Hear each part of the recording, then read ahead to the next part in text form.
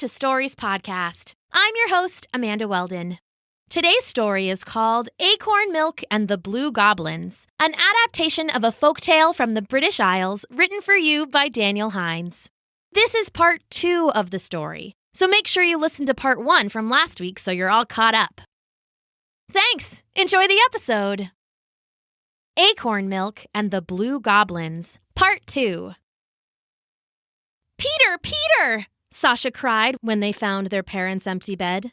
It worked! They really did it!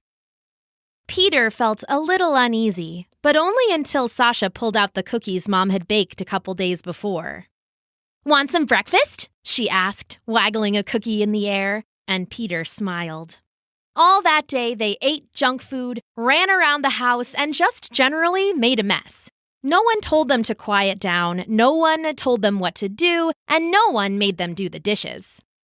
Best day ever, Sasha said, falling asleep on the couch, mouth smeared with cookie crumbs. Best day. Peter slipped into sleep and started snoring. Sasha smiled, and then she too fell asleep. The next morning, they woke up and their parents were still gone. Peter worried a little, but Sasha reminded him that the Blue Goblins said it may be a day or two. With that in mind, they had another wild day, crashing out again in a pile of cookie crumbs and rubbish. Peter, Sasha said, tell me a bedtime story. What do I look like, Dad? Tell yourself a bedtime story. She grumbled in reply, but they were soon both fast asleep. When they woke up the next morning, they were greeted with crumbs, trash, and their parents' bed still empty. Peter, said Sasha, why aren't they back? I don't know, said Peter, opening cupboards and rummaging through. Hey, where are the cookies? Sasha burped. Right there in my belly. What about the crackers? And the watermelon? We ate that yesterday. Are you making breakfast? I'm hungry too. Making breakfast with what? Peter asked, gesturing to the empty cupboards. We ate everything. I see flour, sugar. Can't you make pancakes like Mom? Peter looked and shook his head. I don't know how. What do you mean you don't know how? Sasha said. I want pancakes. What do you mean? Peter shouted back. Why don't you make pancakes? They kept arguing, and no pancakes got made by anyone. Nothing was cleaned, nothing was done. That night, a thunderstorm came through. Sasha and Peter laid together in their parents' bed, hungry and afraid, and barely got any sleep at all. At one point, Sasha started to cry a little, which made Peter cry, which just made Sasha cry all the harder. Are you okay? Peter asked, rain still lashing the roof. No, I'm not okay, Sasha wailed.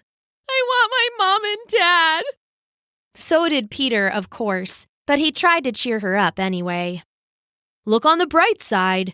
You hated chores and brushing your teeth and eating vegetables, and now you don't have to do any of that.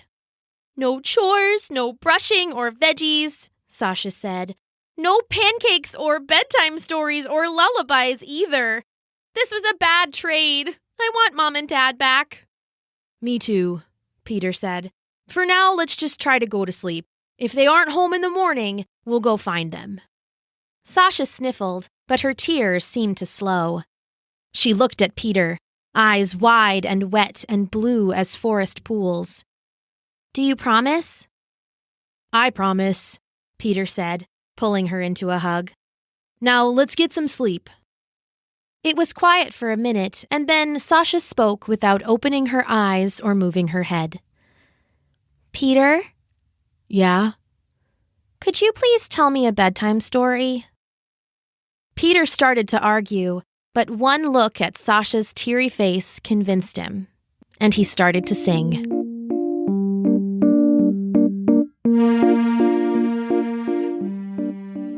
Once upon a time, there was a little girl who lived near the wood and thought she'd leave her home behind for good. She found a house all made of sweets and ate her way inside. But when the old witch came home, she cried. Peter, this is kind of scary. Let me try again. There was once a very clever girl whose mother had a fever. Deep in the woods was the cure to relieve her. So out she went into the woods, a deft and daring daughter. But darkness fell among the trees and caught her. I'm kind of stuck, I think. Let me see if I can help. She wandered lost in the woods. She thought she was done. But then her brother arrived and brought back the sun. Together they gathered the cure and wandered the loam. Together they walked through the trees and found their way home. Once upon a time there was a little girl who lived near the wood. She had her family all around for good, for good. As Peter and Sasha finished their story, the rain fell and the thunder boomed, and soon they were both asleep. When they woke up the next morning, their parents were still gone. "That's it," said Peter. "We've given the Blue Goblins enough time. Let's go get Mom and Dad back right now." Sasha agreed, and they got dressed as fast as they could. Not sure where to start, they waded into the 3-day wood, hoping for the best. They spent most of the day wandering, looking for some sign or print, but found nothing. As darkness started to fall, they retreated back to the edge of the woods in despair. "We'll never find Mom and Dad," Sasha said. "What do we do?" "I don't know," said Peter miserably. "Just let me think." They sat together at the edge of the woods for a while, listening as the chirping birds of the daytime gave way to the chirping nighttime bugs. "Peter!" Sasha cried suddenly. "Look!" She pointed into the woods.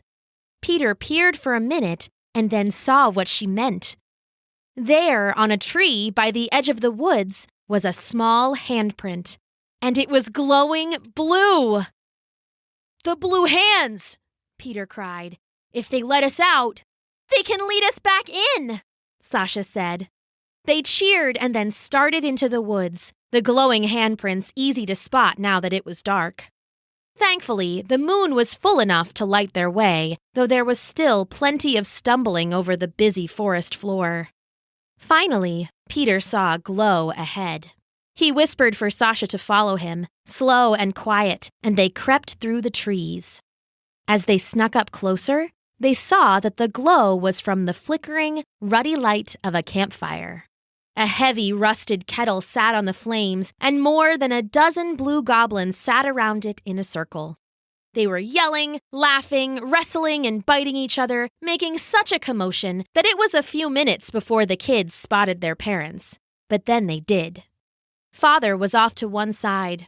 He had a dirty book in his hands and a small group of goblins laid at his feet. "Is he reading them a bedtime story?" Sasha asked. Peter nodded and then pointed back towards the campfire kettle. "And look," he whispered. "There's Mom. They're making her cook." They watched as their mother started adding things to the pot, the goblins cackling and licking their lips. Both Mom and Dad had their feet tied together with vines so they couldn't run. "They stole our parents," Sasha said. "They weren't ever going to give them back." "Sasha, be quiet," Peter hissed. "They'll hear you." "I don't want to be quiet. I want to be loud." "Sasha!" They're stealing our bedtime stories! They're stealing our dinner! Peter clapped his hand over his sister's mouth before she could give away their hiding place in the trees. "We'll get them back," he said. "How?" Sasha asked. "There are so many goblins down there." Peter sat to think and felt something hard in his jacket pocket. He reached in and pulled out a grubby glass bottle, corked with a wad of moss. "The acorn milk," he said, holding the bottle up to the moonlight. It was still mostly full. An idea came to him, and he turned to Sasha with a smile. "Still feel like being loud?" Down by the fire, the goblins were having the time of their lives. Some were laying down, listening to Dad's stories and cackling wildly. "So then," Dad said, "the huntsman took his axe and killed the wolf, and Little Red Riding Hood and her grandmother were free. They all lived happily ever after." The blue goblins howled and pelted him with pebbles and pine cones and less savory things. "Boo! Hiss." "Fix it!" Dad sighed, his eyes heavy with dark circles. "My mistake. Then the wolf ate the huntsman and ate Little Red Riding Hood and ate her grandmother too, and then the wolf lived happily ever after." The goblins cheered and then ran back to the kettle, pestering Mom as she stirred. "We're hungry." "How much longer?" "Cook faster!"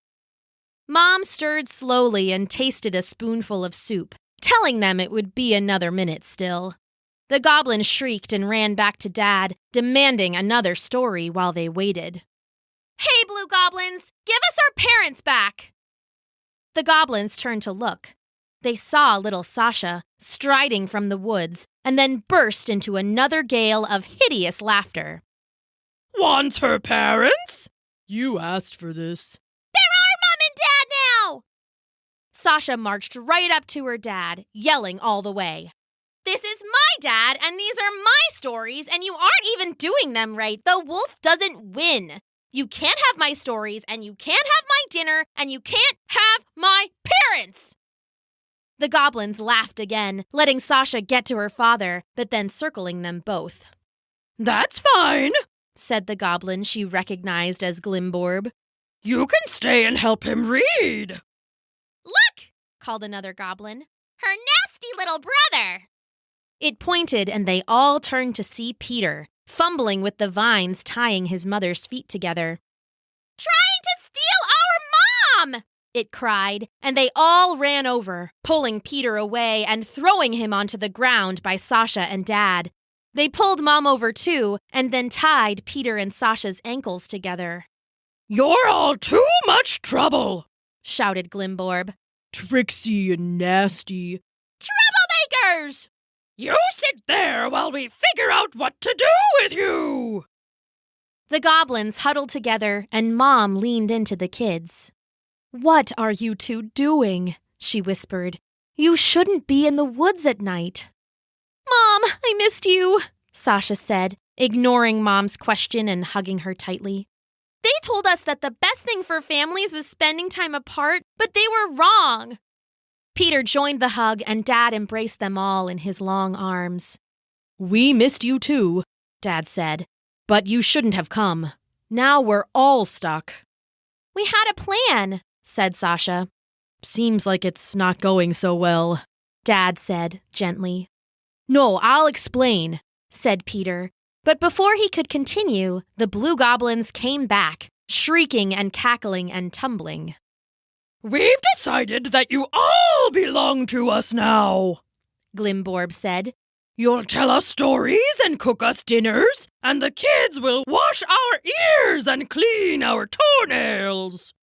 The goblin held up one ugly two-toed foot, yellow nails caked with boogery green slime. "But first, it's time for dinner!" It clapped, and the goblins charged the kettle, fighting and shoving and scooping Mom's soup into crude bowls of bone and wood. They slurped it down loudly, the broth running down their warty blue chests. "Oh, you must be so hungry," Glimborb said, coming over to them when the kettle was all but empty. We have one last bowl of soup. Not much for 4 people, but better than nothing! He showed them the bowl. The steam wafted into the family's noses and 4 bellies growled together. Oh, you are hungry, said the goblin, and they all cackled. Starving. Famished! Do you want a bite? You know we do, Sasha said. Glimborb tipped the bowl, letting a little soup spill onto the ground. Are you sure? The blue goblins all cackled. Enough, said Peter. Just pour it on the ground. Glimborb blinked at the boy. Oh, you're tough now? Tougher than you big blue frog. Frog? You dare call me a frog? We won't play your games, you ugly toad. Toad? Ugly? Oh, humans, you'll play my games! Glimborb shrieked. You'll play them forever! You'll read me stories at night and cook me breakfast every morning! You'll clean the wax from my ears and the grime from my toes! You humans think you're so good, but now you work for us! We're the ones who are calling the shots! What do you think about that, smart mouth? Anything clever to say now? Peter pulled out the bottle of acorn milk, now empty. Good night. Glimborb started a shriek that turned into a yawn, and he was asleep before he hit the ground. The other blue goblins slumped around him, one at a time, until the woods were full of snoring, gurgling, sleeping goblins. What happened? Dad asked. Magic acorn milk, said Peter. A drop puts you to sleep for a night. I dumped the whole bottle in the soup when Sasha distracted them. Magic acorn milk? Dad said, shaking his head. I think we have a lot to talk about. We do, Peter said sheepishly. But the most important thing we have to tell you is that we're sorry. We're really, really sorry, Sasha said. Can we go home and we'll tell you the rest there? I think that's a great idea, said Mom. They worked together to untie their feet, and then they made their way through the forest, following the blue handprints back home. Of course, Mom and Dad were a little upset when they saw the mess the kids had made, but for once, Peter and Sasha didn't mind cleaning at all. Because once the cleaning was done, Dad made them dinner, Mom read them a story, and then they sang a lullaby together, not stopping until Peter and Sasha were deeply, peacefully asleep. And the blue goblins, having consumed an entire kettle seasoned with acorn milk, are still sleeping sweetly to this very day, laying in their snoring, gurgling piles and dreaming of pesky kids cleaning their long, waxy ears. The end.